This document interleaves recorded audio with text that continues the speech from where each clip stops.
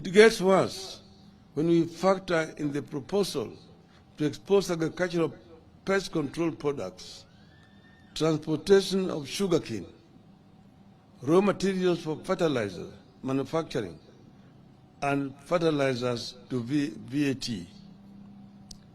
The net effect is that costs rise again.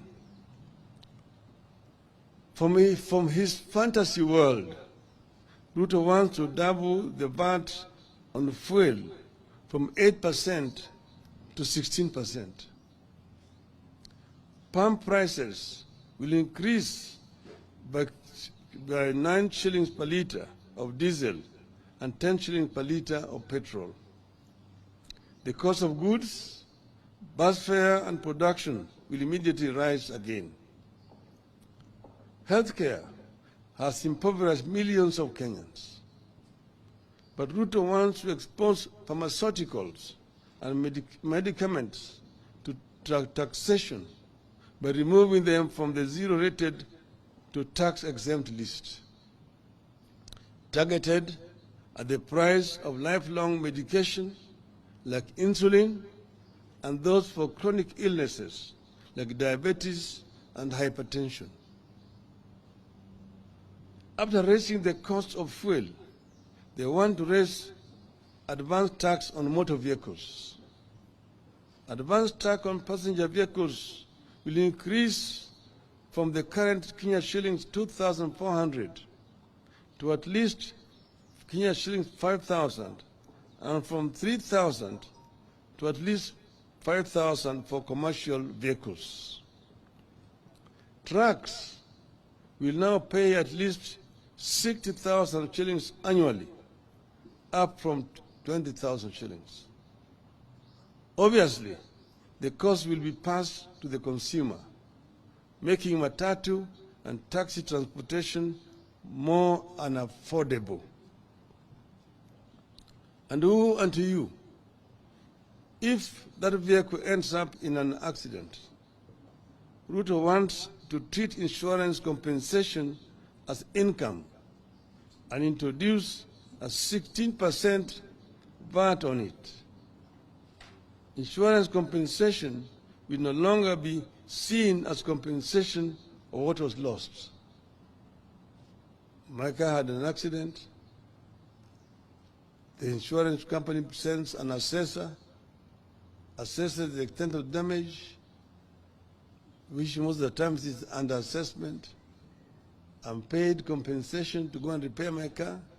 I have to pay a tax on that compensation. This I don't know what kind of arithmetic it is.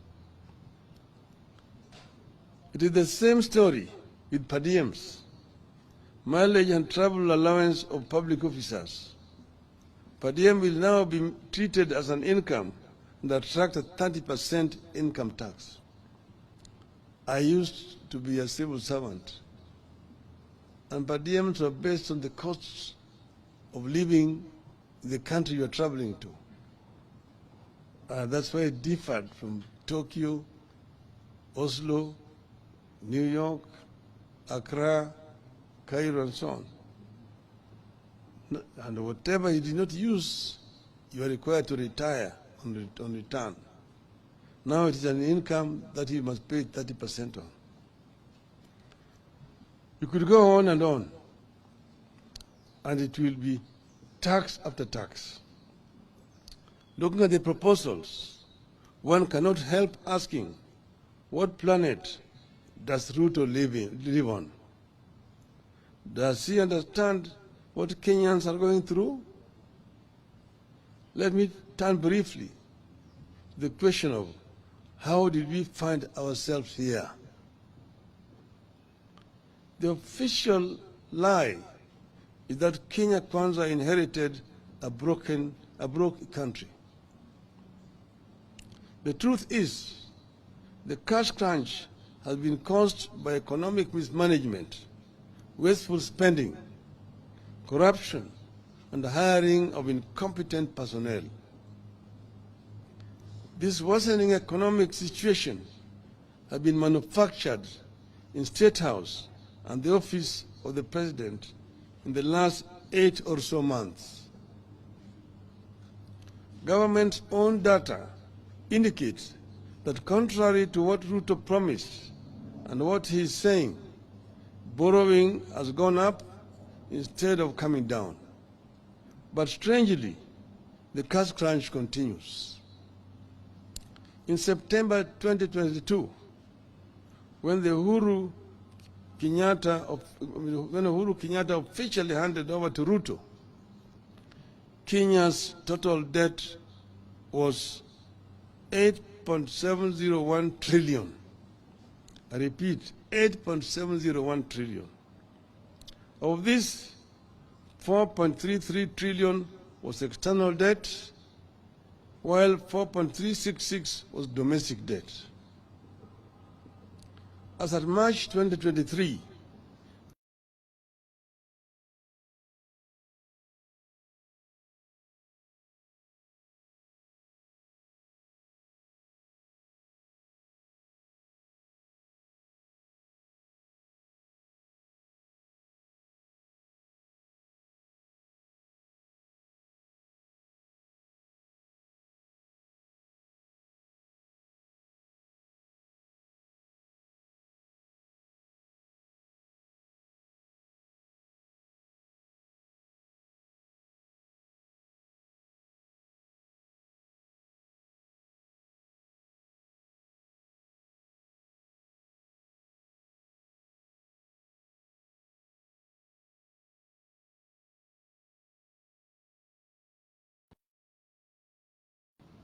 to 4.539 in March 2023. We can go further back to the year 2021. Between September 2021 to March 2022, that a comparable period, our debt rose by 405 billion, from 7.96 trillion to 8.401 trillion. External debt was at 4.209 trillion, while domestic debt stood at 4.192 trillion. This was the time Kenya was struggling with the impacts of COVID-19, including implementation of subsidies and the emerging war in Ukraine. But our total debt was still lower than what Ruto has incurred in 6 months' time. Kenya Kwanza has borrowed more than any other regime. They have removed subsidies, raised taxes, but the cash crunch has continued. They cannot pay salaries. They cannot disburse money to schools. They cannot disburse money to counties. They cannot disburse money to the elderly. They cannot finance the National Hospital Insurance Fund. And nearly all major infrastructure projects have stalled. Where is the money going? It is being stolen and being spent on wrong priorities to massage Ruto's ego. And that is not all. Quietly, Ruto is trying to change the country's debt ceiling from the current absolute number of Kenya shilling 10 trillion to a moving number of 55% of GDP. And right now they are trying to bring an amendment in Parliament that will remove the parliamentary authority to sanction increase of debt. The debt level is already 60% of the GDP. To beat that violation of the law, Ruto wants to force an amendment to the Public Finance Act to allow the National Treasury and not Parliament to set new debt ceiling. Which is why we are calling on Kenyans to reject excess taxation to finance wasteful expenditure. It is urgent that we bring Ruto back to earth because he lives on another planet. As this bill heads to the National Assembly, We must remind Ruto that excessive taxation is stifling growth. We must tell Ruto that when people have to park cars at home because of cost of fuel, it is bad for the economy. We must tell him that when Kenyans postpone traveling up country because they can't afford fuel or fare, it is bad for the economy. We must tell him that when people choose to stay indoors because they want to spend less on expensive goods, it is bad for the economy. And you must tell him that these things are happening now here in this country. Rather than burden Kenyans, we want Ruto to undertake the following. 1. Stop duplication of county roles and responsibilities. In the proposed bill, budget for health is growing by 35 billion shillings at the national level, yet health is a devolved function. 2. Adopt a zero-based budgeting. Don't take the previous budget as the baseline. Every budget must start at ground zero, where everything has to be justified. 3. Don't grow the size of the budget. Cut it down and live within your means. 4. Instead of imposing new taxes, see the loopholes that lead to the loss of revenue. 5. Stop non-essential government expenditures, including the appointment of the chief administrative secretaries. 6. Reduce the size of government. 7. Cut non-essential domestic and international travel. 8. Freeze ministerial out-of-station allowances, ministerial house allowances, and domestic allowances for cabinet and principal secretaries. 9. Stop corruption and theft of public funds. 10. Finally, we ask Ruto to humble himself, withdraw this bill, offer apology, and seek forgiveness from Kenyans for the anxiety caused then, and begin afresh. The one point I wanted to mention, that the budget for the parliament is 41 billion shillings. That of the judiciary is 23 billion shillings. But the budget for housing, which is talking about as his flagship project, is 29 billion. Parliament, with only 400 or so many members, it allocated 43 billion shillings for members to be globe-trotting around. Yet housing, which is saying is fundamental to his budget, is only allocating 29 billion shillings, less than what is given to members of parliament, almost equal to what is given to the judiciary. It's economics upside down. You have noted that the regime has run out of sound bites and explanations for these proposals and has resorted to threats. But we have agreed with our MPs on what to do. Vote against any tax rises. Should Ruto overrun the National Assembly, we will regroup and overrun him in the wider National Assembly of the whole people of Kenya. End of statement. So we welcome Madam Martha Karua, who just joined. I would now like to invite the chair of the Mio Council, Honorable Nderitu Murithi, to take over from here. Welcome.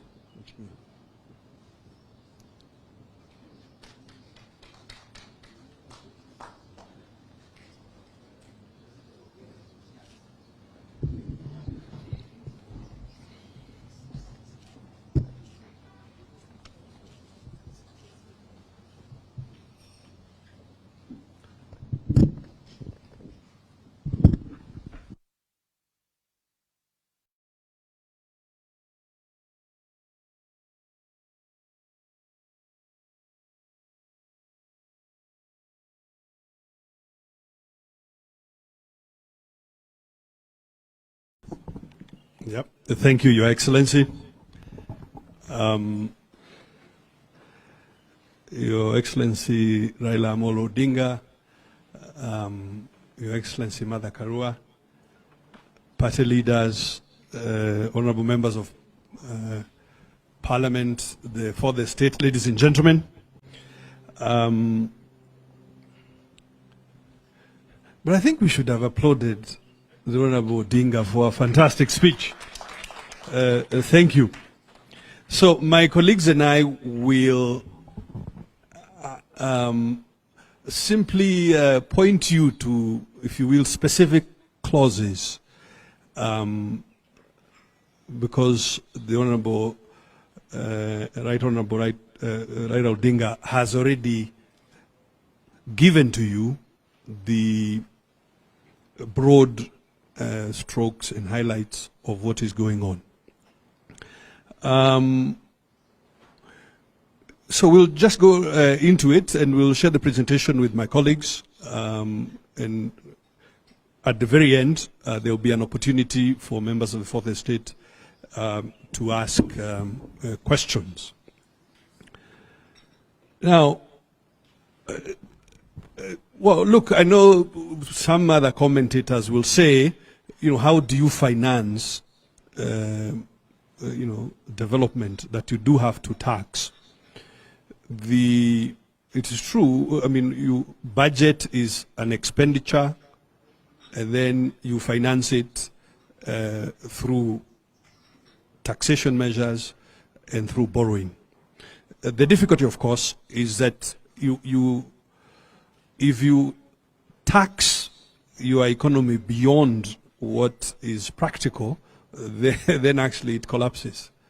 If you borrow beyond what your means or what you should borrow, your economy similarly collapses. So we'll just take you clause by clause on what these taxation measures are, and explain briefly what the impact of each is. As you've all know, the bill is or looks at 5 broad areas: income tax, withholding tax, value-added tax, excise duties, and miscellaneous fees and levies. Now, it's important to remember that income tax is supposed to be a tax on income, and we'll come back to this point briefly. So let me start over with turnover tax. So clauses 9, clause 24B propose to increase turnover tax from 1 to 3%, and also bring down the threshold from which you start to pay. And the threshold comes down to 1,370 shillings. Basically, if you have a kiosk around the corner selling tea and mandazi, if you sell 1,370 shillings per day, then you pay 3% of that. You can also think about it. I know many of people in the city take a taxi, like Uber or Bolt or Rittle or whatever. This is 2 taxi rides. If you take a taxi from here to there for 500 shillings on his return or her return journey, then she'll probably already begin to pay tax. The point about turnover tax is that you are taxing the top line. You are taxing somebody whether they make a profit or not. And really, we should be looking at taxing income, not overall revenue.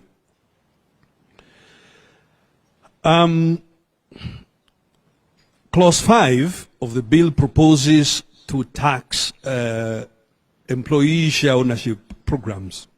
If you have a small business and you want your staff to get committed to the business, and you offer them some few shares, and this is a common practice with Kenyan small businesses, so that motivated to work even harder. Now, this will attract 30% because it's considered part of your compensation. Remember, ladies and gentlemen, that dividends are already themselves taxed in addition to capital gains. So this will end up being a triple taxation. And you will see in the bill that the valuation, determining what is the value of these shares that this small business has provided to the employees, is up. The determination is up to the commissioner, which therefore leaves room for abuse. The bill also proposes to tax at clause 24 to increase the rate of tax from 30 to 35% for those who earn 500,000 or more, so-called high earners. In most jurisdictions in the world, corporation tax is either higher or at the same level as personal tax. So it's not in many places where you will find that the employee is taxed at a higher level than the organization that they work for. But this is what is proposed at clause 24, moving from 30 to 35%.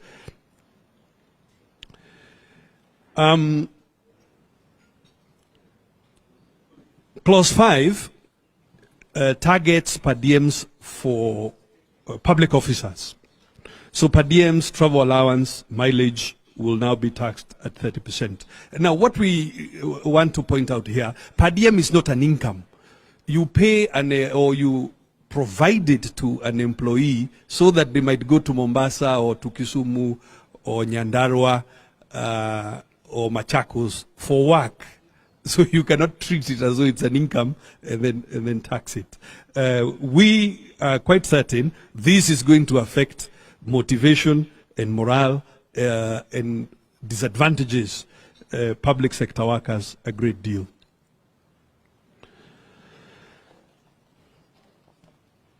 I want to talk briefly about withholding tax. Now, the current level of withholding tax for professionals, if you are an architect, an engineer, a consultant in economics and so on, is 5%. So that when, as a professional, when you work for an organization or an individual and they are paying you, they withhold 5% and remit it to the tax authorities. The proposal is to tax content creators at 15%, and you will see this in clause 2 of the bill. Now, this is, of course, quite discriminatory.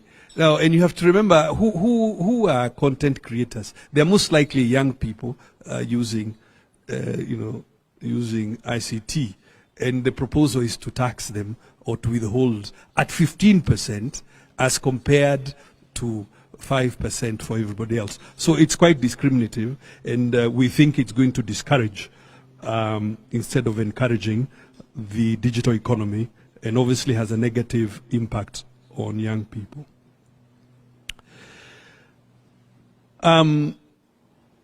Clause 10 and clause 24 propose to tax digital assets. Digital assets, cryptocurrency or non-fungible tokens. But let's talk about cryptocurrency like bitcoins. And the way you can think about it is the same way you think about dollars or euros. You have businesses that are called forex bureaus that buy and trade currency. You don't tax them or for the volume that they have sold. Instead, you check whether they have made a profit and you tax the profit. What is being proposed at clause 10 is to tax the bitcoins at 3%.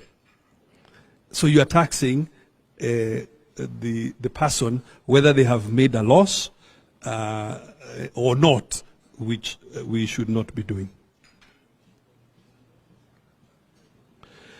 I think, well, maybe I shouldn't say that, but I suspect some people, yourselves here for the state in communications, perhaps you moonlight in DJing services and so on. So you will not escape if this bill passes. Clause 24 proposes to tax promotional services at 5%. So, for instance, if you went to an event like this and you are, providing the service of being the master of ceremony, and then you're paid some little token, then that token is going to be charged at 5% withholding tax, and you will find this at clause 24 of this bill.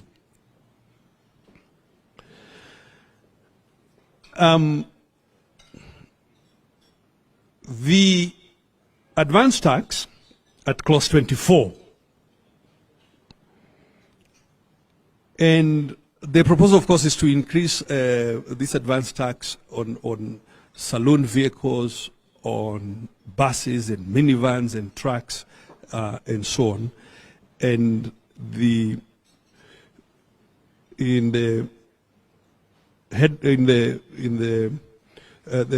Prime Minister has walked you through this. The impact, of course, is what we are explaining. If this proposal passes, a normal truck will now be paying 60,000 instead of 20,000, and this obviously is going to affect all goods because all goods are based on transportation services. Reflect on again the people who do who offer taxi rides on various ride-hailing services. Those vehicles that are then used for this purpose they will be now paying 5,000, which is about double what they are paying now. And I want to encourage my colleague, the Honorable Bandi, to come up and help me with the balance of this presentation. And as I said at the end of the presentation, we will welcome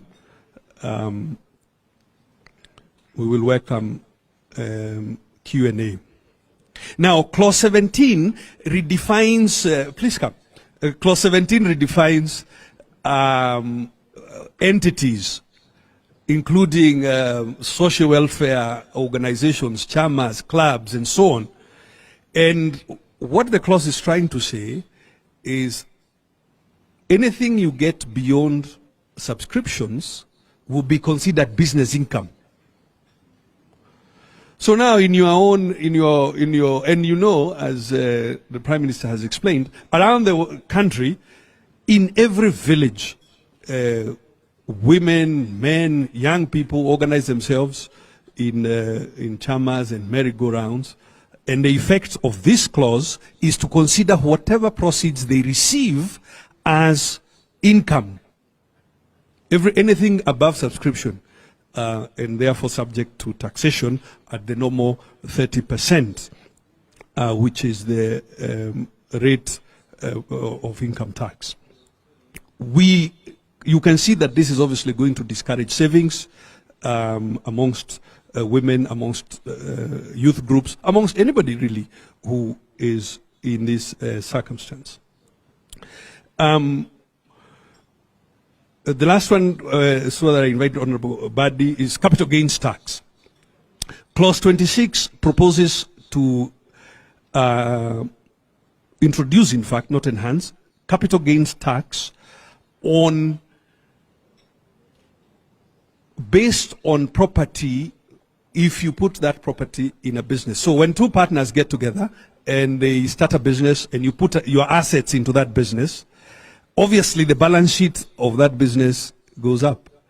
The value inside that business goes up. And the proposal at clause 26 is to tax it, to tax that incremental. I can see Professor Naituli is looking at me. Let me re-explain. What I'm saying, Professor, is like this. If Professor and Mheshimiwa Wajakoya, decide to start a business and you each put an asset in that business, obviously the balance sheet of that new business goes up by the value of the assets you've put in there. The proposal is that if that value is more than 20%, it should be taxed, which I can see the Honorable Kioni is looking at me. These are not my proposals, Honorable Kioni.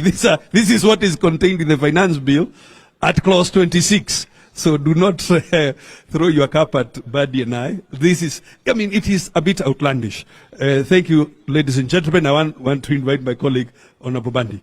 Please proceed. You'll use that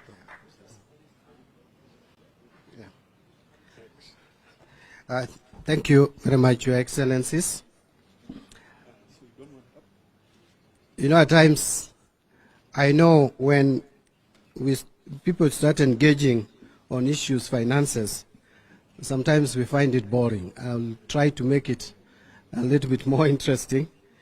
What actually Honorable Nderitu was saying on capital gains tax is, if today, Honorable Kioni, together with your wife, you enter into a partnership and you're running your partnership and you decide that you want to give some of your assets, including your house or building, for that business, then of course the total balance sheet of the business will go up. And if that increase is more than 20%, the Ruto government is telling us that that must now be taxed. So that is a simple explanation of that. But I want to now focus more on VAT. You know, Kenyans have just been talking about one aspect or one particular amendment to the VAT Act, and that is the amendment that is touching on fuel and petroleum products, which is found under clause 28. Yes, the proposal is to increase that from the current 8% to 16%, something that we defeated a few months ago. And now, if that happens, obviously, then the cost of transportation in this country will be high, whether it is individual transportation or private transportation or transportation of produce, agricultural produce to the market. It will increase. That will definitely increase the cost of basic commodities. It will also affect the cost of construction, and that is where we find disconnects between Ruto's policies. In one way or the other, they are talking of affordable housing. In another, they are taking away that by making the cost of construction very expensive, because there will be transportation of materials to the various construction sites. But that is not the end. If you go to clause 30 of the bill, clause 30 of the bill is the one that the Prime Minister talked about, the insurance compensation. Yesterday, I watched my colleagues struggling to mislead Kenyans, the chair of the Finance Committee, trying to say that this one is only touching on those supplies where input VAT had been paid, and now there is an accident, maybe fire has burnt the business, and so you are being compensated, and so you could claim input tax twice. You know, interestingly, I want us to engage our minds to this. First, this MP was trying to think the law, but not what is in this bill. What he was saying is thinking the law. The truth is, for you to be refunded input tax in this country, you must have sold the commodity. So before it is sold, you cannot be refunded input tax. So something that is burnt has not been sold. And there is no insurance company which will compensate you at the selling price. They will compensate you at the cost at which you acquired the commodity. So what he was telling us was simply playing with our psychology. What is provided in this bill is that if you get compensation, that compensation will be taxed at 16%. That is the truth. And that no one can run away from that.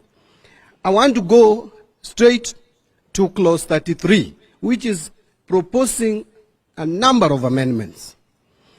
And I will start, you know, interestingly, ladies and gentlemen, Ruto has been telling Kenyans that why don't you praise me for the 20 items that have now exempted. But most of those items that he's talking about were actually zero rated. Presently, they are zero rated. Now they are being moved from zero rating to exempt. And you are telling us we should clap for you. Unless these people have not really fully briefed President Ruto, I think he has not been properly briefed.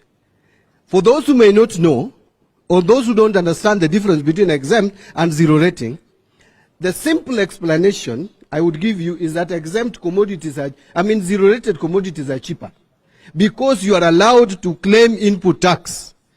In exempt, you cannot charge VAT, but any VAT that you paid on what went into adding value to that commodity is claimable. In exempt, it is not. I want to give a very simple example. The table in front of you. If that table is exempt from tax, VAT, what it means is if you are selling the table, you will not charge VAT. But any VAT that you paid on wood or timber that was used to make the table, nails, glue, all that is still subject to VAT. You will not claim that tax. But if it is zero rated, apart from charging zero tax when you are selling the table, you will be allowed to claim any tax that you paid for the nails, for the wood, for the glue, and anything that went into the manufacture of the table.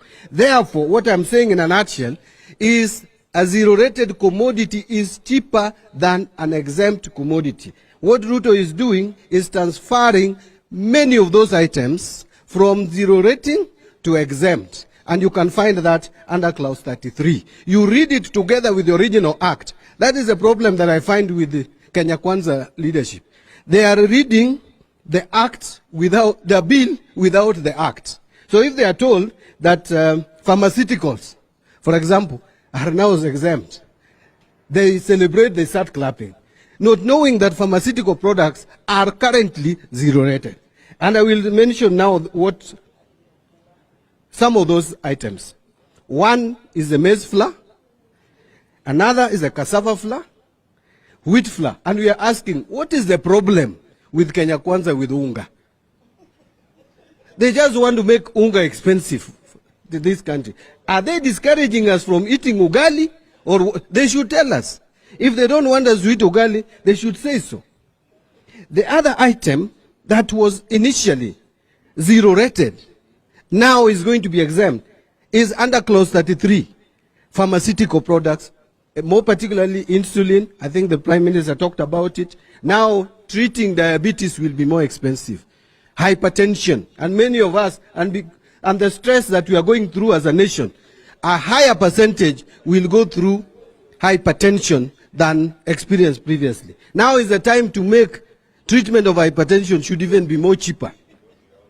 The agricultural sector, fertilizer, and you know I was in a studio this morning with the deputy leader of majority, and he was saying that agricultural products like fertilizer are going to be cheaper because the fertilizer and the fertilizer manufacturing raw materials will now be exempt. I was telling him, you know, you are just showing your ignorance to the people of Kenya.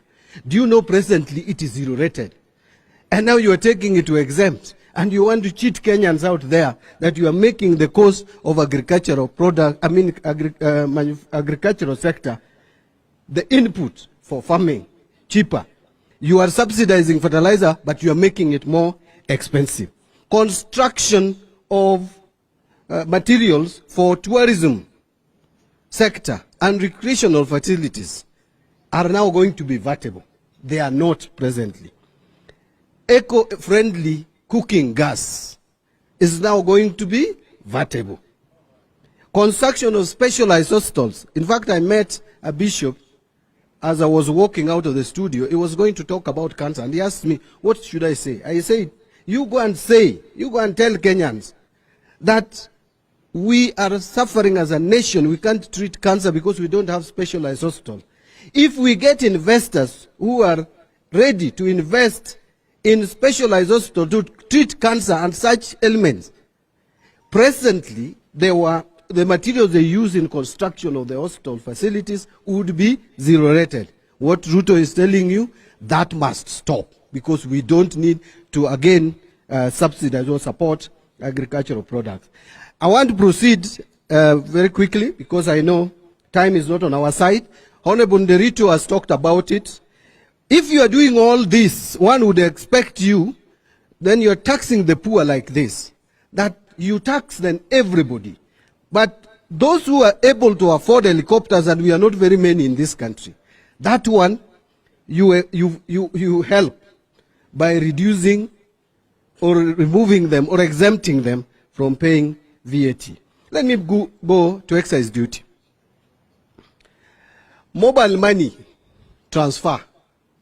We are aware and we know that most Kenyans, especially small traders, the most used mode of transacting is mobile money transfer.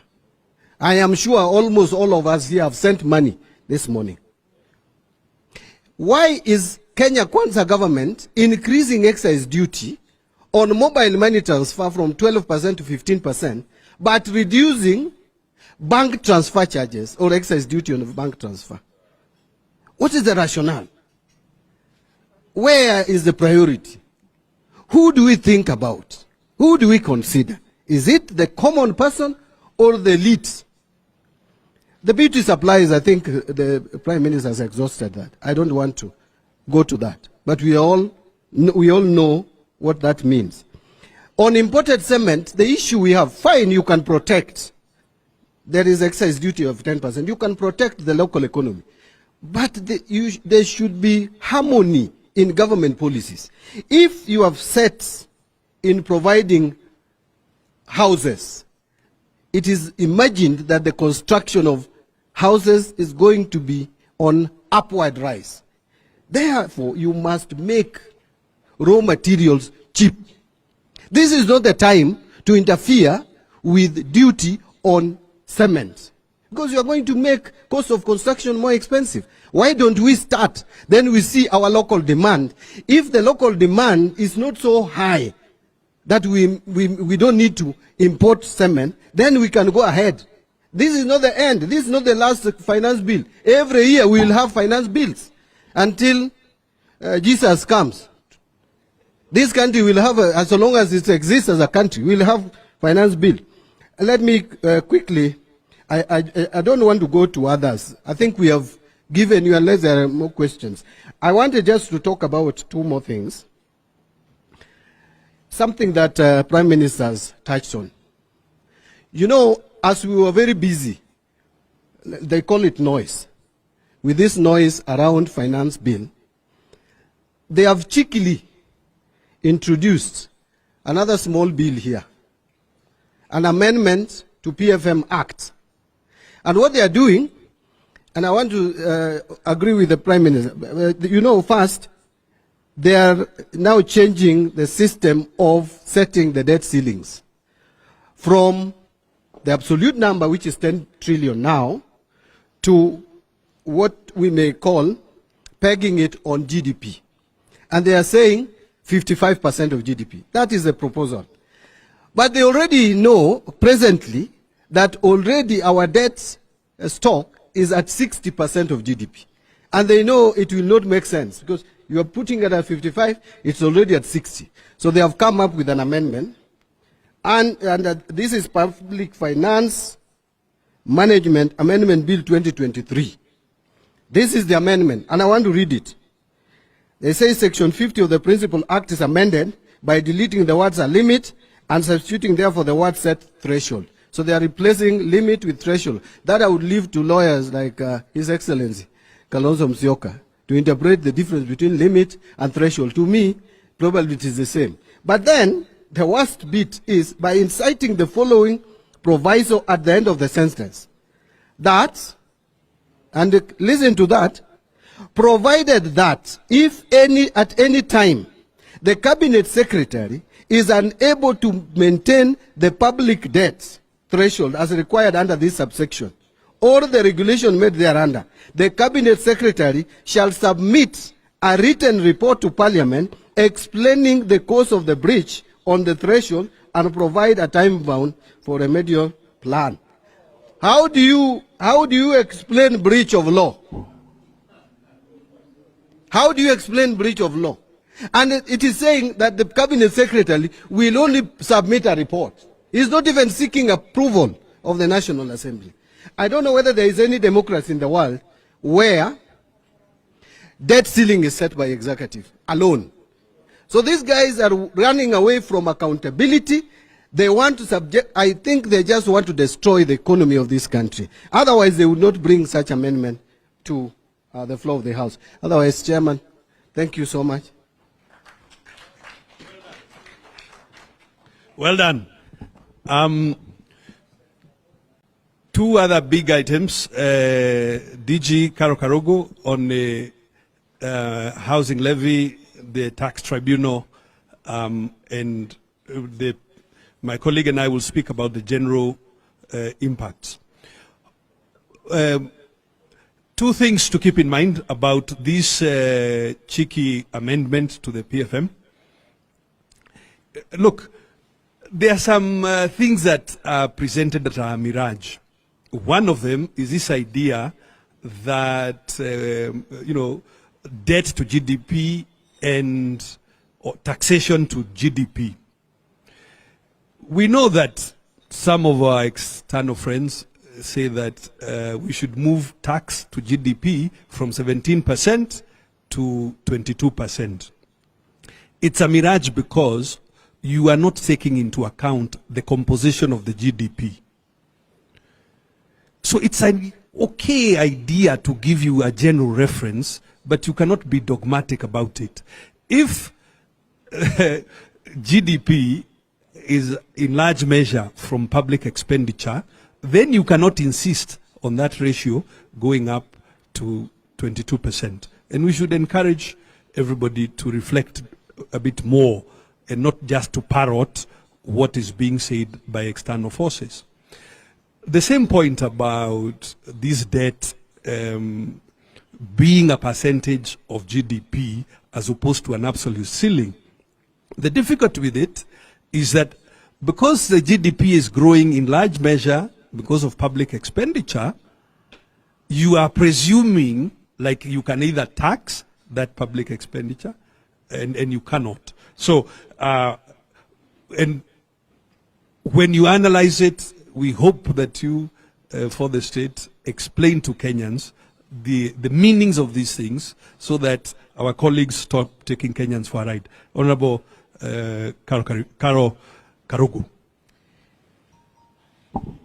Thank you. Thank you. Thank you. Thank you very much. I will head on to an issue that has been canvassed. Just last night, out of 4 hours, I think we spoke about the housing levy for a good 2 hours, 13 minutes, and I was counting. It has been reported, misreported, and I think we are not addressing what is the key issue. And I do not think Ruto also knows what the key problem is with this. What we think is happening around the housing levy is that Ruto has friends somewhere. He has assured them you will be investors and you'll have tenders and you will come and provide us with sockets and wires. And so the deal is done and now they're doing the backward cleaning. Because essentially if you ask yourself with the housing levy, what problem are we curing? Are we curing the problem of unemployment? Are we curing the problem of housing? Or is it a problem of income like most of us, those of us with the finance and economics field believe? What is the point of building somebody a house and that person cannot feed themselves? Even if, and we argue, even if these people are built for houses, they will live in the streets with sufurias in their heads like us in Jubilee and bakulis in their hands because they will not have food. So where are your priorities? That is what we want to ask Mr. Ruto. And we want to say, matters housing levy, I think I want to conclude it in this way. Kenyans have a serious trust deficit with the Kenya Kwanza government, with Ruto and Gachagua. They are saying, give us your money, we hold it for you for 7 years, we construct houses somewhere, we give to the poor, and then in 7 years, we'll give you back your money. And what Kenyans are asking is, can we trust you even with 100 shillings? So the question around 1%, 3%, I think those are exterior issues. The issue here is Kenyans are saying unequivocally that they cannot trust Ruto and his government with their savings for 7 years, whether or not the houses will be constructed. If we move on to the issue of clinker, Clause 72 is proposing a 10% levy on clinker. Now, those who know anything about the cement industry, clinker composes 60 to 70% of cement today. Most of it is imported. Why? Because it's only 2 or 3 of our cement factories who have grinders to grind a stone that is called pulhamite that then creates clinker. Now, the question here is how Ruto is proposing to cure the issue of cost of contraction is upside down.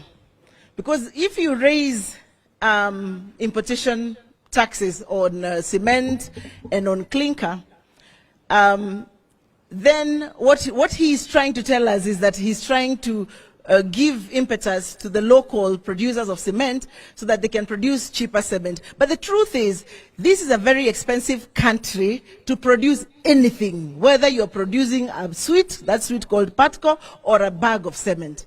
Our cost of production, which is majorly anchored on our cost of energy, is unbelievable. We are the most uncompetitive country in East African region. If you are a manufacturer today, you better go off going to settle up in Rwanda and Tanzania than coming to Kenya. And the issue of energy is easy, and we want to say this to Ruto, and we can give him ideas if our captain allowed us, but we are not here to consult for government. We are not paid by Ruto to consult for him. But this, if you read our manifesto, we had brought up the issue of grid losses in this country. This country is losing 23% of its power on grid losses. Now, let me put that in perspective. 23%, so it's about 0.25% of the power that is produced in Kenya today is lost between production, reticulation, and the end-use customer.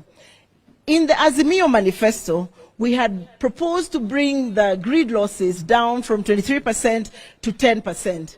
Let me put that further into perspective.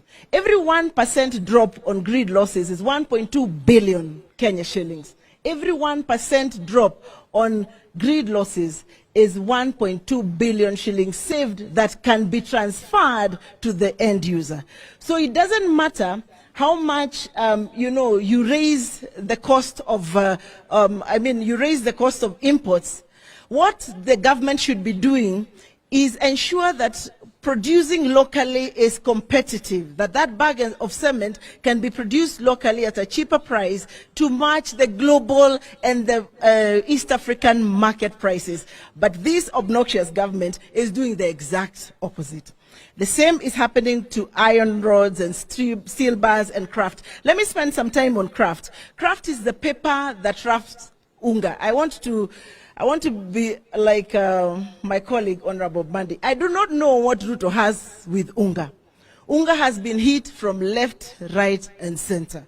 Whether it's VAT, whether it's the actual production of the maize plant in terms of fertilizer and inputs, whether it's the milling, that milling is being hit by the high cost of fuel, whether it's the transportation between the miller and the shop, the transportation costs, I think Baba has said that very clearly. The trucks that are transporting are now going to be paying 60,000 shillings as opposed to 20,000 shillings per ton, which was what was going on. Now, unga, the paper that wraps unga usually is imported. This there's a proposal to impose a 10% duty on the wrapping paper. So who will bear this cost? It is you and I who are the consumers of unga. Once again, we want to ask, what problem do you have with unga, Mr. Ruto? Let's go to leather. The industry of leather in this country has shrunk over time. And this is because a lot of rawhide is smuggled out of this country. In fact, the experts are telling us we are losing 70% of our rawhide to China through some smuggling process out of this country. So what Ruto is proposing in clause 67, in clause 62, is that he will impose an export levy, on rawhide. So what will this then do is that it will increase, the impetus of people exporting, rawhide. So what does it then do to our tanneries? We have 9 tanneries. They are working, I'm told, at about 30%.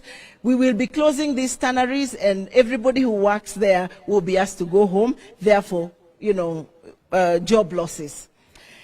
Clause 67 is proposing to increase the import declaration fee. I mean, that has been canvassed. I think it was also in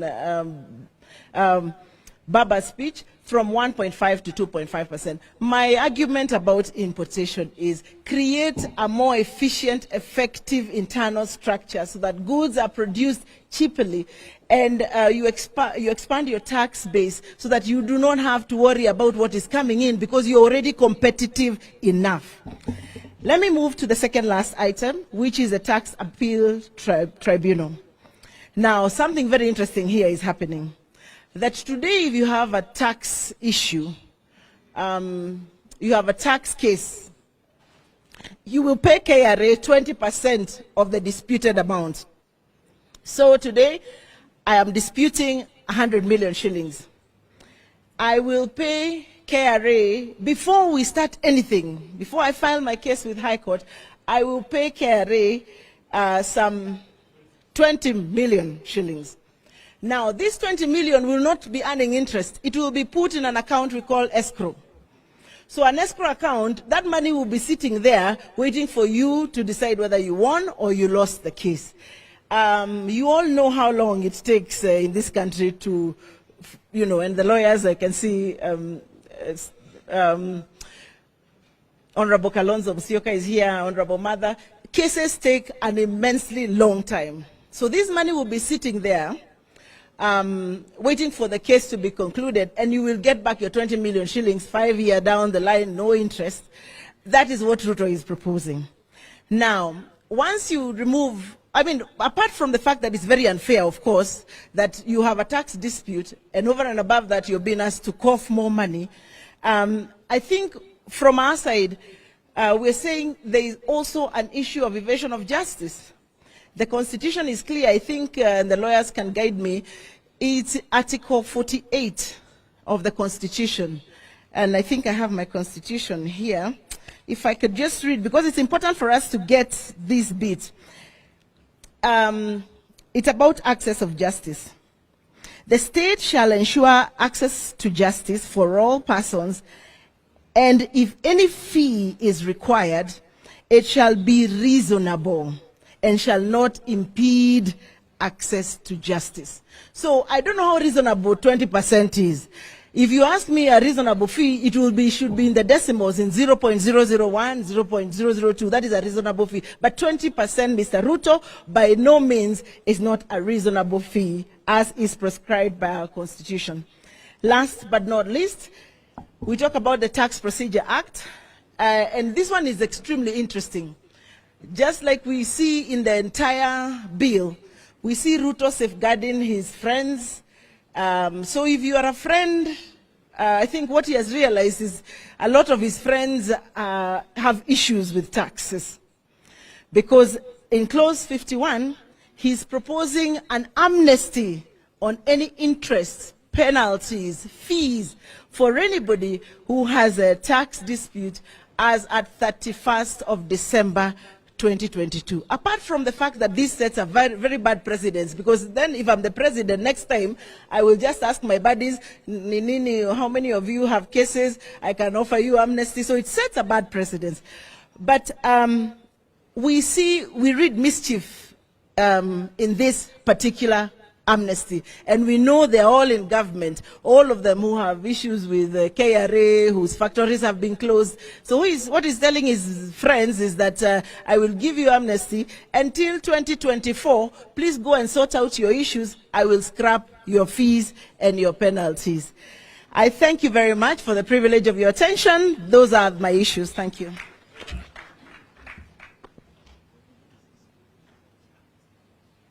Thank you. Well done.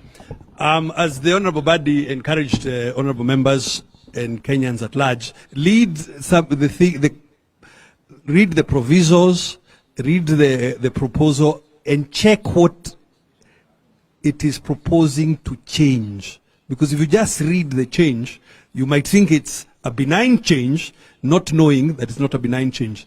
Like this issue of the import declaration fees, if you don't read the proviso, you will think it's a good thing. Now, the overall change says, let's move IDF fees from 3.5% to 2.5%.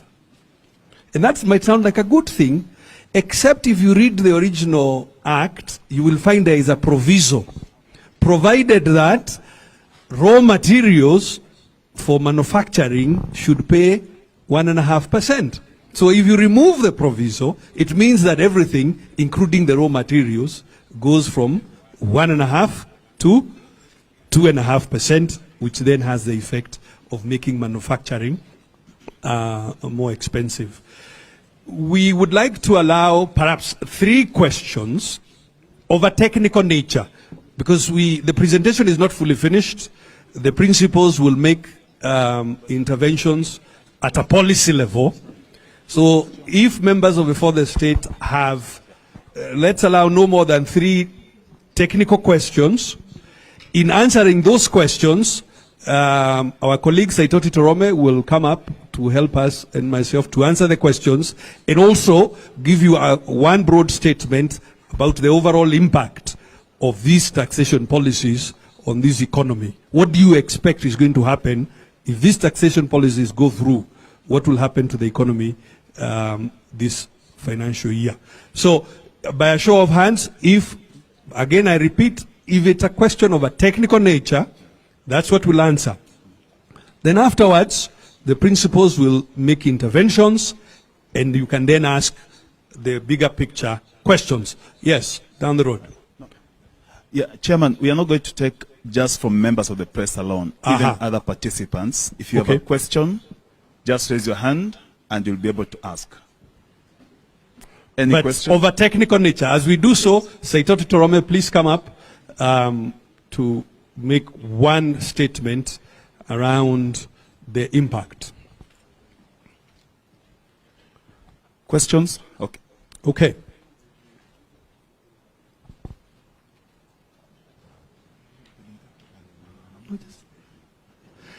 Well, thank you very much indeed. It would appear we did a fine job in explaining the intricacies. So thank you very much indeed for that.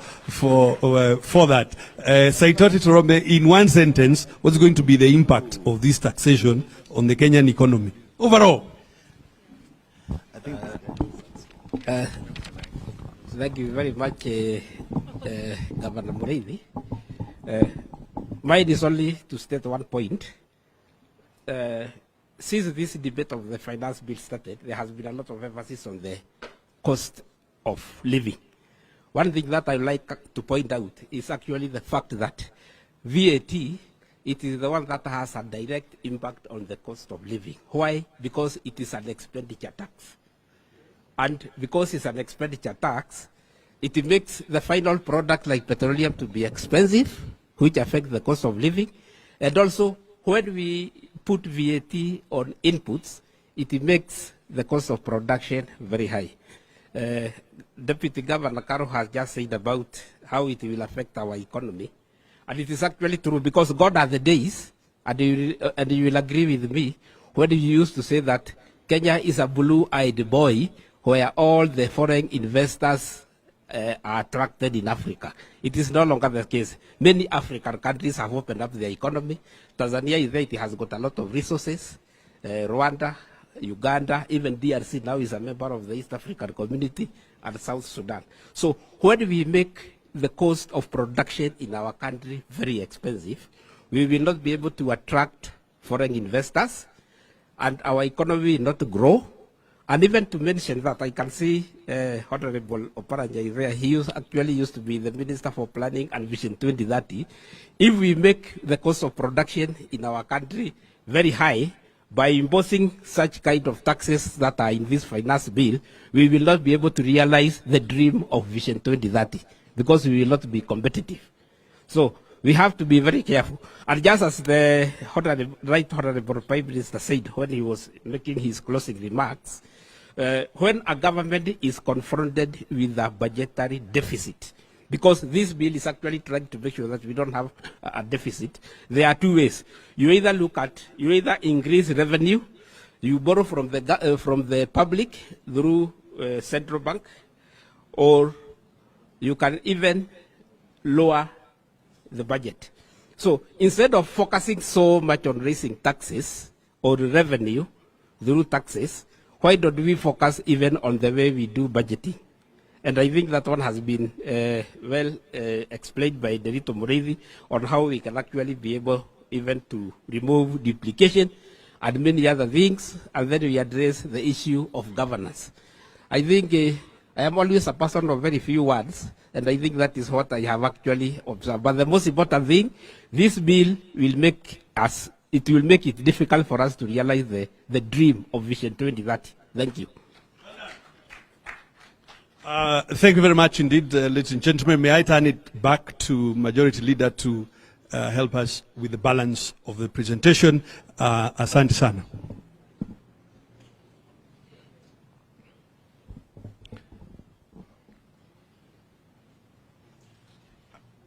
Can we give a final round of applause to our Economic Council for a wonderful job?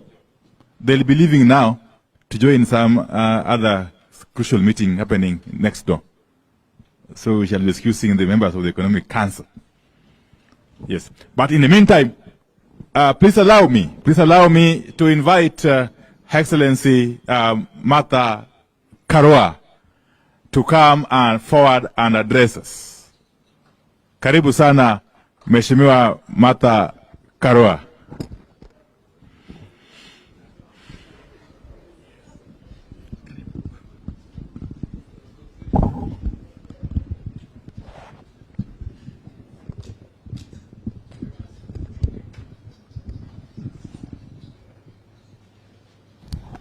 Good morning, everyone.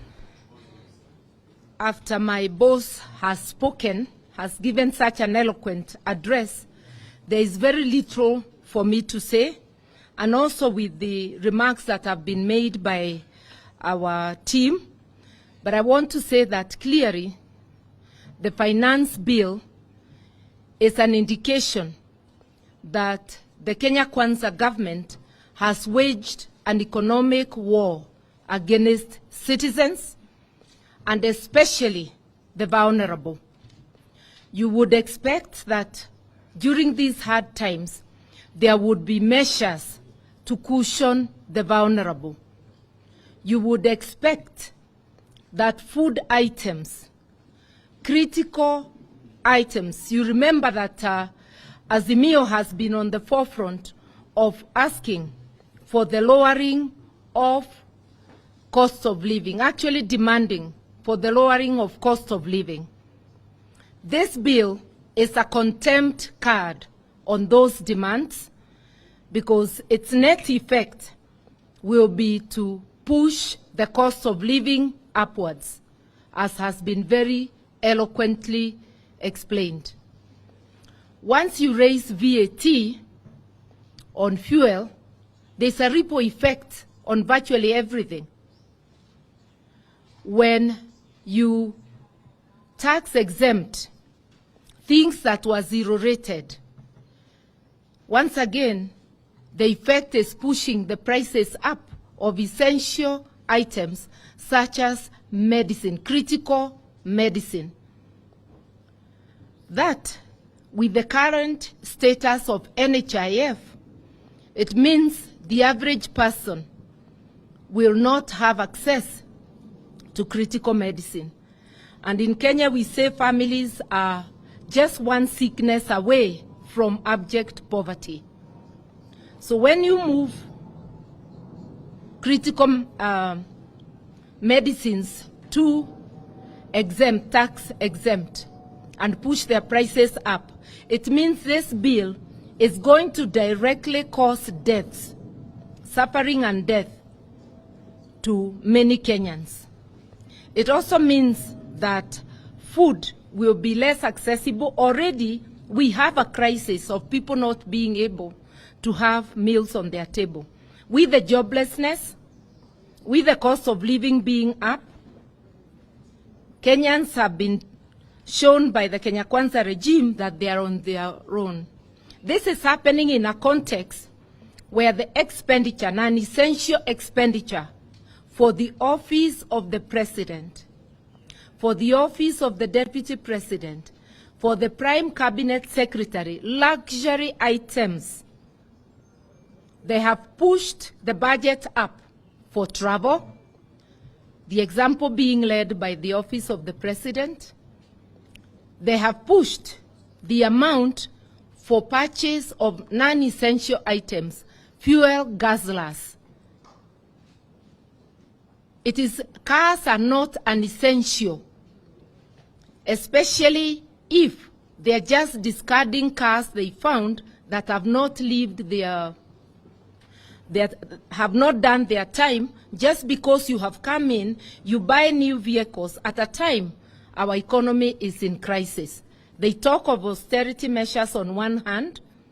On the other hand, they are lavishly spending like there is no tomorrow. So just a look at what is happening.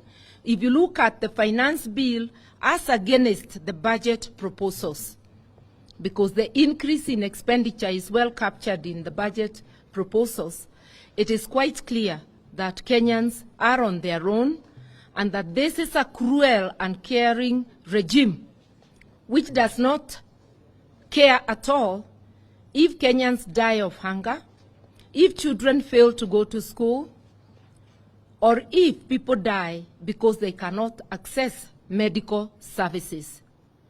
I would urge, especially our Azimio members of parliament, as you debate, let us not be hoodwinked to concentrate only on the issue of the housing fund. This bill has so much poison in it, which needs to be unpackaged to Kenyans, item by item. And here there can be division of labor, because no single person will have enough time, whether in the media or in parliament, to analyze all the sections of the bill, so that we unpackage this as easily as we can to Kenyans, so that the Mamamboga knows and the artisan that they are targets of punitive taxes. I'm using the word punitive. When you start charging turnover tax to people whose income is less than 2,000 shillings a day, because they are aiming at people who are earning 1,300 for taxation. That's a person selling mandazi or chapatis on the roadside. These are very, very punitive measures, and this is something that should be resisted. And if the Kenya Kwanza government goes through with it like they have threatened, Kenyans must get ready to take action, remembering sovereignty is in their hands. And without much ado, I'll call upon my brother, His Excellency, Dr. Kalonzo Musyoka, even to offer greetings. Much has been said. You are not being asked for much, just greetings. Asante. You've done it so well. I didn't want to add anything because our brother Raila put it so well, so eloquently. I think this has been actually a learning experience for a lot of us. And I want to thank our Economic Council team. Now Kenyans know the difference between zero rating and exemption. And that is where the big lie is. And I think that has been unpacked, thanks to Honorable Badi and the colleagues. Last Sunday I was in a church somewhere in the river, in Mlolongo, and I spoke about the skepticism at my level with people wanting to rush to court. Everybody is within their rights to rush to court, but we have also heard from our sister Caroline Karugu on the provisions of Article 48. My brother, who is also a very good friend, Wajakoya, will probably agree, and Mother, denying people access to justice as unconstitutional. So some people rushed and said Kalonzo is supporting the finance bill. My media team did a very good job of that disinformation. So you can see the level of panic. People are panicked because they're doing the wrong things. So as I said, we are ready to go. Our teams are very well. A leader in Parliament is here, a leader in the National Assembly. And the leaders, of course, the matter is not going to the Senate, so it's all National Assembly. So Wandai and the teams, I'm sure you are equal to the task.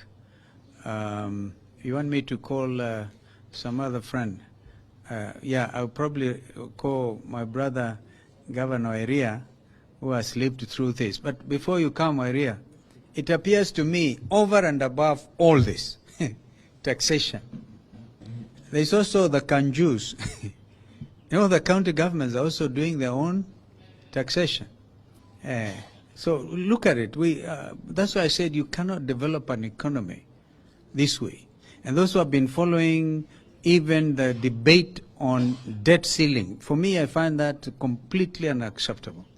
The issue about debt ceiling had to get President Joe Biden leave the G20 or the G7 summit in Hiroshima, in Tokyo, to go back and make peace and argue and agree with the House Speaker of Congress, because America was at the verge of breaching even the debt ceiling thing. So this debt ceiling matter cannot be hidden.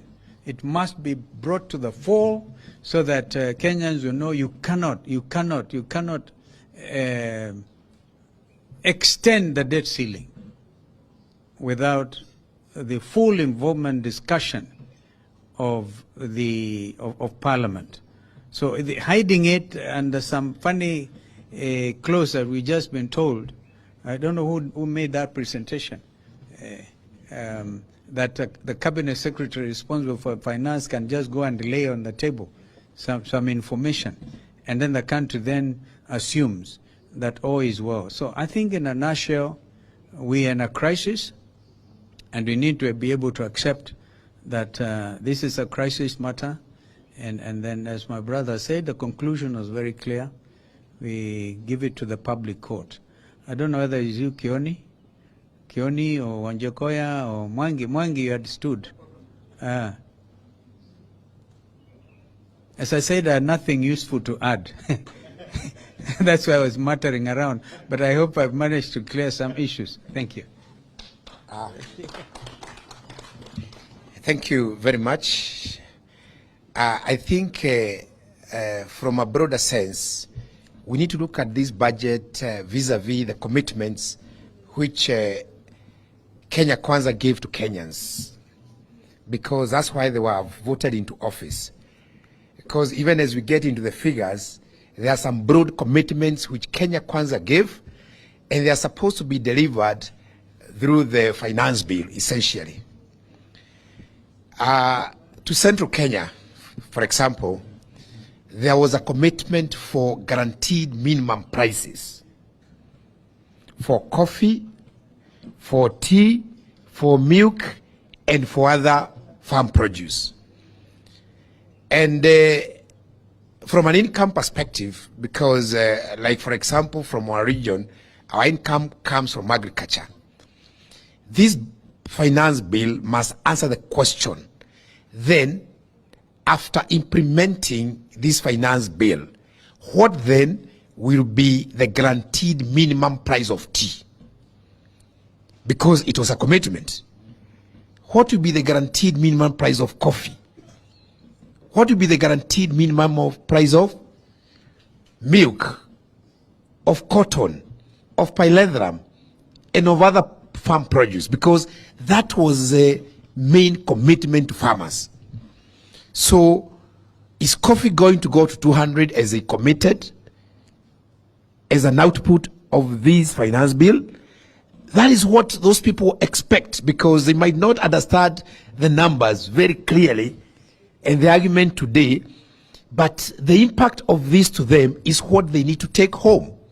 So Kenya Kwanza must tell us, out of this finance bill, then what will be the guaranteed price of coffee to Mount Kenya farmers, of tea, of milk, of rice, because that was their commitment.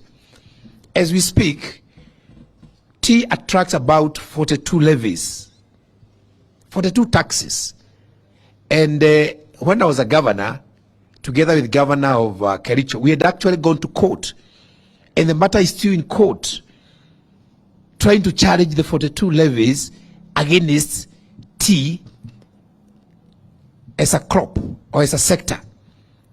The matter is still in court. So those are the matters which this bill is supposed to be resolving for our farmers.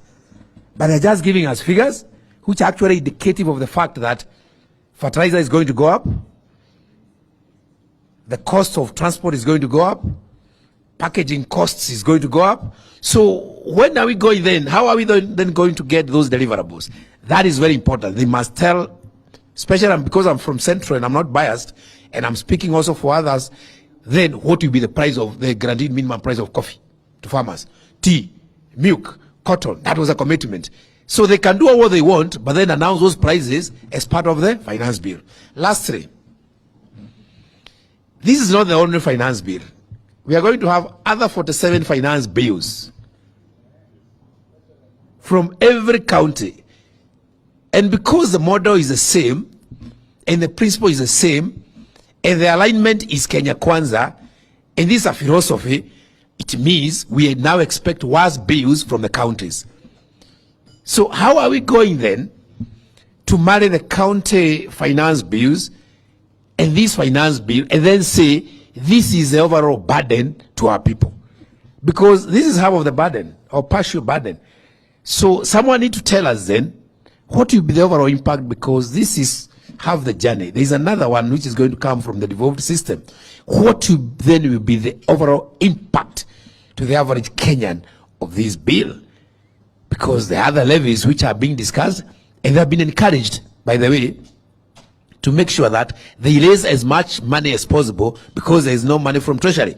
So as we look at it, we need to then ask what will be the overall impact, and we also need to assess, and our team need to get into the county finance bills so that we know the overall impact of this year's finance budget from both national and county governments. Thank you.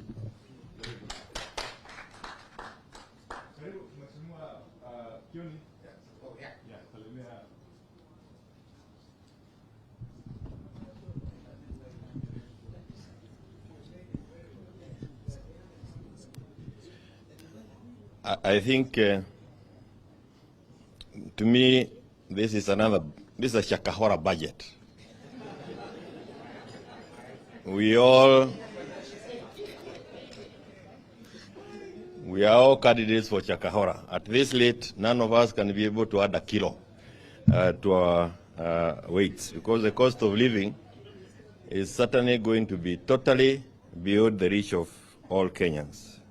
And I wanted to say, when we talked about the 4-5 issues as Azimio, the cost of living, this bill deals with the cost of living. So when you were saying that before any talks take place, we needed to address the cost of living, you can see where the vision that our leader had. When you talk about the need to protect multi-party democracy, to ensure that parties within Azimio are not swallowed or collapsed, it's because if they are collapsed, then there will not be this voice on behalf of Kenyans. The voice of the voiceless will have been taken away, and they are still at it. And I think it is important that they are told they will not succeed, because in succeeding, they will have killed the voice that speaks on behalf of Kenyans. You now can see them clearly trying to legalize corruption. When you say that you'll be taking to Parliament the minister to go and justify why he breached the law, and you provide that in an act of Parliament, it's a regime that is not keen on fighting corruption at all. In the whole of the presentations that we have had, I didn't hear any attempt to seal the loopholes. And if we sealed the loopholes, I'm sure there will be a lot of money that can come back and be available to Kenyans for the things that they have been complaining about. Our party leader, Azimio party leader, has again read us in talking about the need to look at the IBC. The whole process of arriving at leaders. The leaders we have in Parliament and those who went through the window into State House and other places are now producing this. So if our process of electing people is not checked, it will continue producing people who do not care about the welfare of Kenyans. And that is clear from the kind of bill that has been led to us and the one we have been going through. We've been talked about Vision 2030. No, and let me also say, when you have in Parliament, Mheshimiwa Wandai, unfortunately, when you have in Parliament 90% or 80% of fellas there, and especially from some legions, were all leagued in, they have no business leading these bills. They will just continue leaguing your lives out of anything useful. And that's what they are doing. Vision 2030, a country, a people without vision. That's what the Bible says. People perish if we move away from this vision. And they have not mentioned the issue of Vision 2030 or even 2063 anywhere. So we are just people galloping in the dark. Haki ya Mungu, tuko kwa shida hapa. And again, as His Excellency has said, the universal health care through the widow just evaporated. A short while ago, you'd use your people back in the countryside who are happy with NHIF cards. Today, you produce it and you are chased out of the hospital. My brother is a doctor and he was told, don't retain anybody in hospital, even after any, whatever kind of operation, beyond 4 days. If you retain them beyond 4 days, wewe mwenye utalipa. So it's a question of whether you want to undertake these operations is crazy. But there is one more thing that I think we need to focus on. And this is what I would help us and the Senate. Our Kinara has said it many times, but maybe it has not been, the media has not picked it. The amount of money that is spent by Parliament moving from one country to the other, it's a lot of money. The speakers, for example, and especially in the Senate, they actually exchange suitcases at the airport. He has so many places to go, he has no time, to cover all the trips that have been earmarked for him in a year. If we cannot focus on this also, I think it's something, 41 billion shillings to Parliament compared to the judiciary at 20-something, 22, or something like that, and the housing at 29. There are areas where these characters can focus on and still achieve some of the things they think need to be achieved. Of course, not housing, without taxing the Kenyans. Taxing the merry-go-round, Mama Boga na wale mem. I don't know whether you understand. Mount Kenya is full of those merry-go-rounds. And merry-go-round, chamas, all those, table banking. So you introduce table banking so that you can get a mulija kukunywa maziwa ya kina mama jikoni. So this is really taxing people while they are sitting at the fireplace. It's really not something that we need to sit loud and wait. But Baba, as I was coming from Nyandarua the other day, I bought some fruits. And a lady who was selling fruits to me said, "Wewe nimekuona kwa Azimio. This pineapple, I am buying it for you, for Baba. Take it to Baba and tell Baba, you are our only hope. Ukirudi nyuma, wa Kenya watapata shida." Kwa hivyo, Kenyans are looking at what you are doing and the leadership that you are giving to us. Na jana usiku nikawaambiwa, wanagojea tu kuambiwa twende. Pali utasema watu waende, hapo ndio watu wataenda. Wame give up kwa hii watu ambao wako hapa. Asante sana. Thank you so much. Before I invite the last two speakers, let me introduce some of us who are in the room. We have the Honorable Peter Orero, who is our host MP, the MP for Kibra. Asante sana Mheshimiwa Orero. We have Mr. Yagwik Ramji, the Deputy Party Leader of Roots Party. Makofi kwake. We have Ambassador Elkanah Odembo. I'm sure you all know him. Karibu sana Balozi. We have Sheikh Juma Ngao and his colleague. Very good, Mashehe. Thank you very much.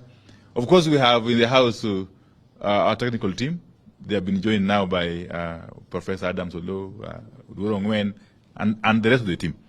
Let me invite Honorable Wajakoya to make yes. I'll be inviting, of course, Honorable Paranya to come in later. He's the chairman of the Azimio National Executive Committee. Thank you. Baba Raila Amolo Odinga, Mheshimiwa Kalonzo Musyoka, Mheshimiwa Martha Karua, Mheshimiwa Governor wa Iria, Mheshimiwa Kioni, Mheshimiwa Paranya. I'll be very brief and I will not go to what has been said. I talk differently. When you go to a place, you don't repeat what others have said because they have made a point. Baba has made a point, the rest have made a point. I've looked into this budget. This budget is rotten. I'm not going to comment on it because it doesn't have things that matter. In Kenya today, with Gulalu Galana, which was 1 million acres of land, we had proposed as Roots Party before, we had proposed that we shall take 200,000 acres of land in Galana Gulalu and grow wheat for export. We'll not be having this issue of manuring, this issue of propositions of taxes up and taxes down. Bang does not need fertilizer. Bang does not need to be nurtured. It only grows for 4 months. But the reason why I'm talking of bank economics is the world has moved away from this miniature kind of budgetary system which are imposed by the World Bank, IMF, or Bretton Woods institutions. I, as a scholar of Bretton Woods institutions, that's law in economics, law and development, if you look at what Walter Rodney wrote, and I'm sure my friend Honorable Kalonzo is very much aware because he's a reader, Walter Rodney wrote of a phraseology that led to his death when he was a Guyanese living in Dar es Salaam at that particular time, of how Europe underdeveloped Africa. So we are talking of hegemony of development and undermining underdevelopment because they are looking at us and saying that Africans have no conscience. We have to develop them. If you look at Professor Yunus of Bangladesh, who is also a scholar renowned for women banking, cooperative women banking, a theme that has been taken over by Bangladesh, which is mixed with Islamic banking, that the World Bank has now borrowed that kind of paradigm, where banking is done from the locality of the women where they are found. And that's a story for another day. We will not be talking on this everyday budget, every day sijui nani amefanya nini. Kama tungepanda bangi for export and for economic development, not for smoking, we will not be having this kind of discussions every day. I speak very harshly because I am one of you. And I am one of you. I am also recognized wherever I've been in terms of intellectual scholarly work that we have contributed to Harvard, London School of Economics, whereby the whites use us to develop some conscience. Now look at these theories that we are talking about here. These are the kingdom theories. There are theories that are violating what we call kingdom theories, where they talk of the garbage can and the policies. Now here, what Ruto has done is that he has brought a policy to look for a solution. No, he has brought a solution to look for a policy. Instead of putting solutions together, and then you look for a policy, our system is upside down. And none of our leaders are thinking of this. Go outside the box, look at those Kenyans in the diaspora, ask them why they're working there. And Honorable Odemo is here. He was one of the best ambassadors we had when we were in the UK. He used to accommodate what we had. Let's look at what we can borrow from the diaspora. We have the brains outside this country that can come and develop this country. Let's look at the Museveni format, the formula that Museveni has used. None of us wants to talk about the Kenyans in the diaspora. We talk about ourselves. Somebody went to Kangundo High School, Nairobi University, worked in the ministry, went to live in Lavington. What kind of policy do you think this person can make? Thank you very much. Aya, makofi kwa Mheshimiwa Wajackoyah. Allow me now to invite the Honorable Wycliffe Oparanya, who is the chairman of the Azimio National Executive Council, and also the deputy party leader of ODM, to come and make closing remarks, really. And if there will be any questions, general questions, we'll ask the party leader to perhaps field them. Thank you. Karim. Thank you very much, Honorable Wandai. I want to apologize that I came in late. I was late, so I decided to sit at the back because I was late. And it was because of other commitments that I had earlier that I could not skip. So I want to apologize. Now, Wajackoyah said that my brother, that we planned Bangi for export. I don't know how we will protect people from picking it for smoking, what mechanism we shall have when we planned it so that it is not for smoking.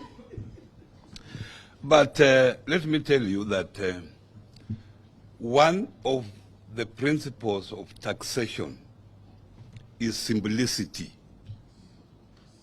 Simplicity is a key principle of taxation.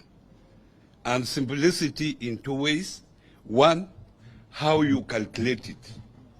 It should be understood by the taxpayer that this is how tax will be calculated, and he can even calculate himself or herself and pay voluntarily, because it's very simple.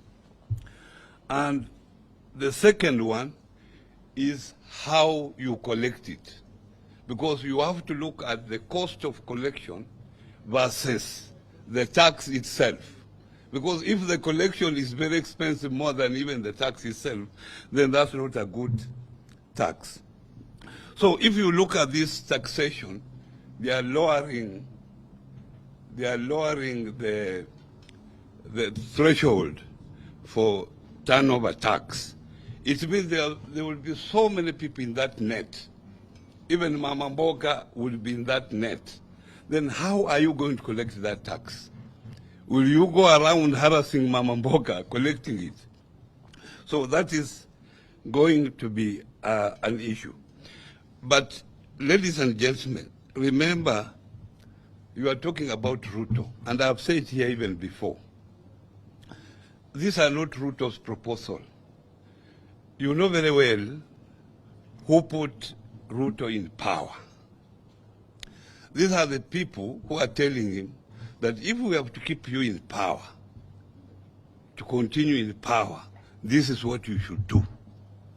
And we shall continue supporting you so long as you do what we tell you. That's all. I don't think even Ruto has read this taxation bill. I don't think. It is just being imposed on him. And as you go through it, remember that.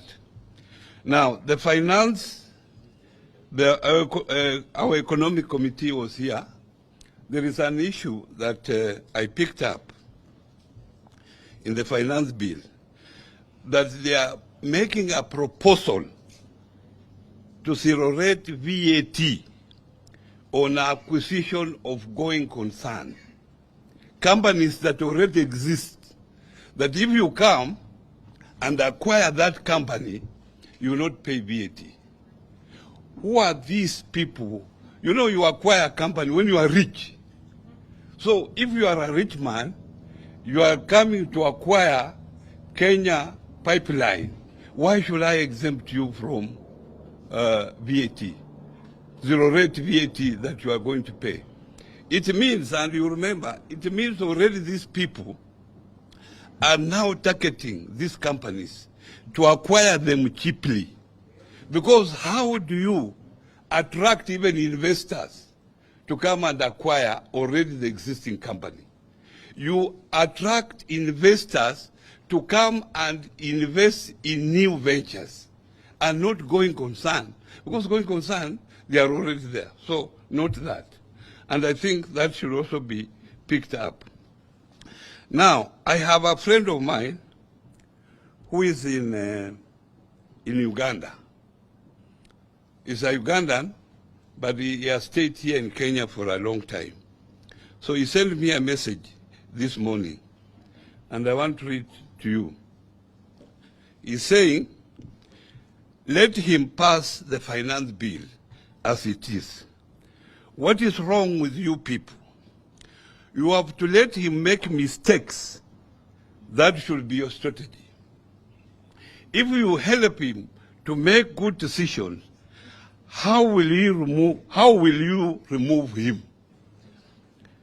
You are supposed to make a little noise for record purposes that you opposed it, but don't make it too strong. He will correct the mistake then.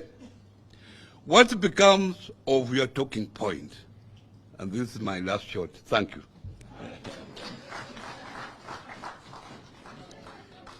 Your Excellencies, allow me, before I invite Sheikh Juma Ngao to make the final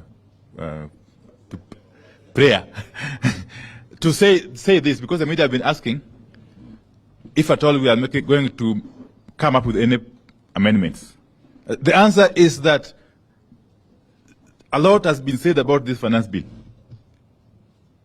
and the public has overwhelmingly rejected it. And in our view, this bill is flawed beyond redemption. So we are going to reject it in total.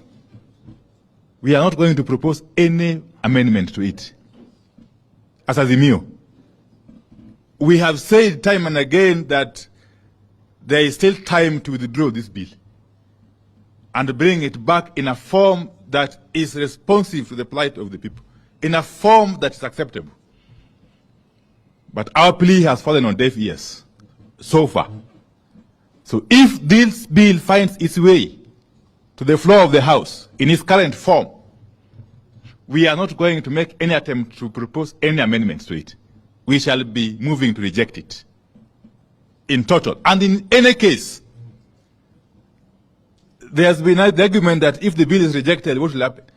Nothing will happen. Life will continue. Because as we speak, there is a Finance Act 2022, which is in place. You reject this one, it will continue to work. And therefore, the notion that the matter of this Finance Bill 2023 is a matter of life and death is not true. It is simply a mere bill, which we have said is flawed, is not acceptable, is overburdening Kenyans who are already on their knees, and therefore the only logical thing to do is to withdraw it. And therefore, with those few remarks, let me invite the Sheikh Juma Ngao. Yes, as he comes, I've got an apology, of course, from the Honorable Wamalwa, Honorable Eugene Wamalwa, the leader of the DAP Kenya, who was elsewhere, though he's on his way, but he may come late. Thank you. Karibu Sheikh Juma Ngao.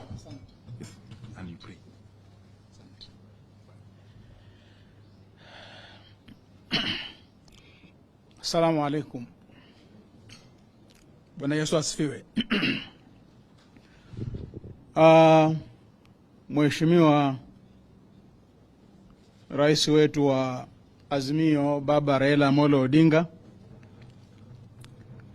naibu wetu Mama Martha,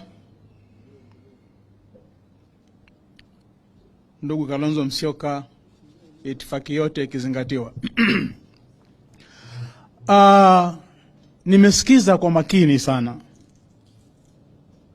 wazungumzaji wote, kila mmoja hutaki amalize kuzungumza, Na mazungumzo haya tumekuja kwa sababu jana sisi kama Baraza Kuu la Ushauri la Waislamu Kenya KEMNAK tulifanya press conference Mombasa, tumeipinga hii bill. Na ni baada ya kushauriana na wenye viti wa kaunti 47 tuliwaambia waulize watu misikitini kila wakiswali kuhusu bili hii. Na majority of the Muslims katika kaunti 47 wakasema ambia chairman hii bili aipinge. Nikapigia mzee simu, mzee Raila akatupa ruhusa, na jana tulikuwa na press conference Mombasa, na sasa hivi nafikiri iko viral katika mitandao yote. Hii bill niliposikiliza leo nimepata mengi zaidi. Ina somo moja ambalo napenda niwafahamishe. Binadamu wamegawanyika makundi manne, na kuomba usikize kwa makini. Kundi la kwanza kuna watu. Kundi la pili kuna watu wengine. Kundi la tatu kuna wengineo. Na la mwisho akina nani? Watu, watu wengine, wengineo na akina nani.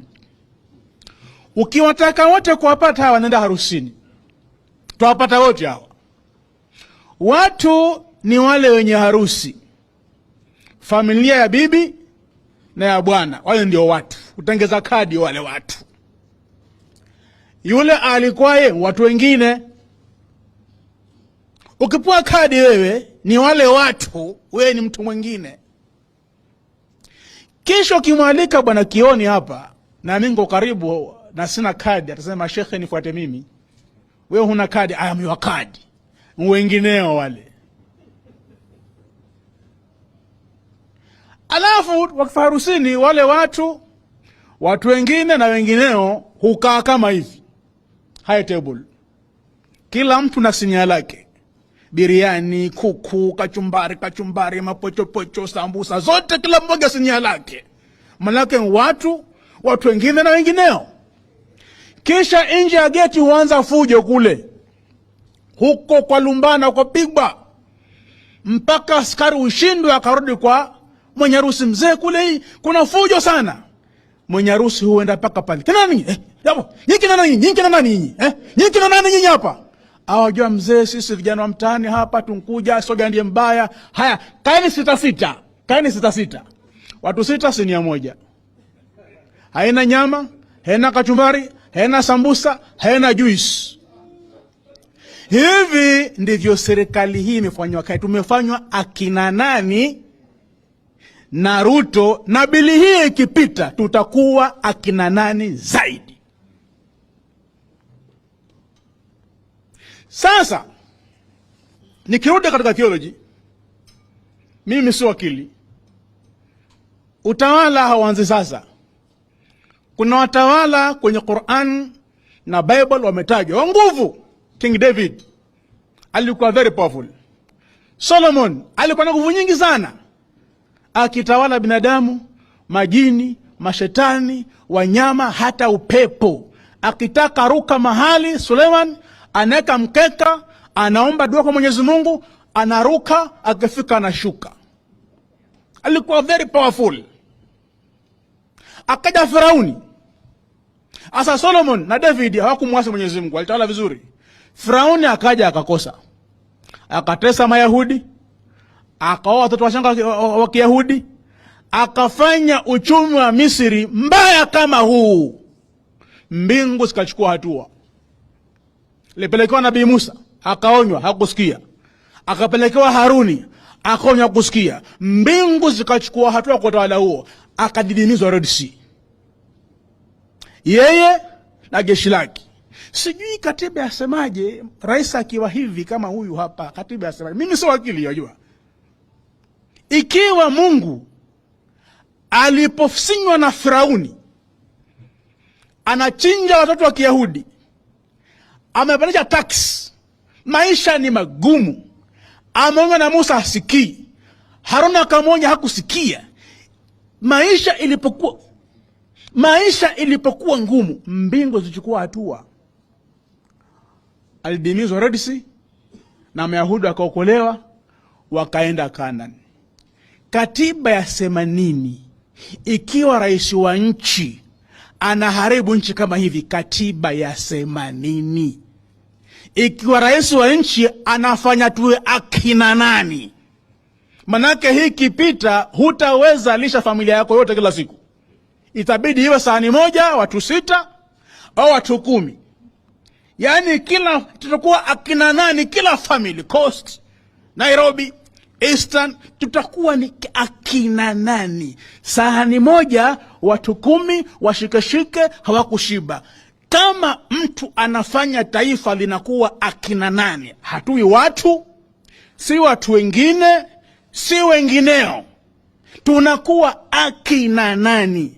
Mtawala akifanya wananchi kuwa akina nani, katiba yasemaje? Ni homework. Mimi si wakili. Asalamu alaykum.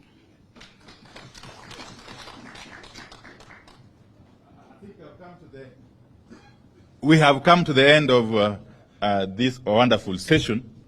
So unless there's some burning question, very burning question from the media, we shall be calling it a day.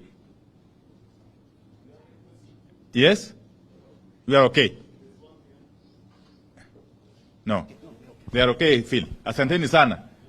Mwenyezi Mungu awabariki. God bless.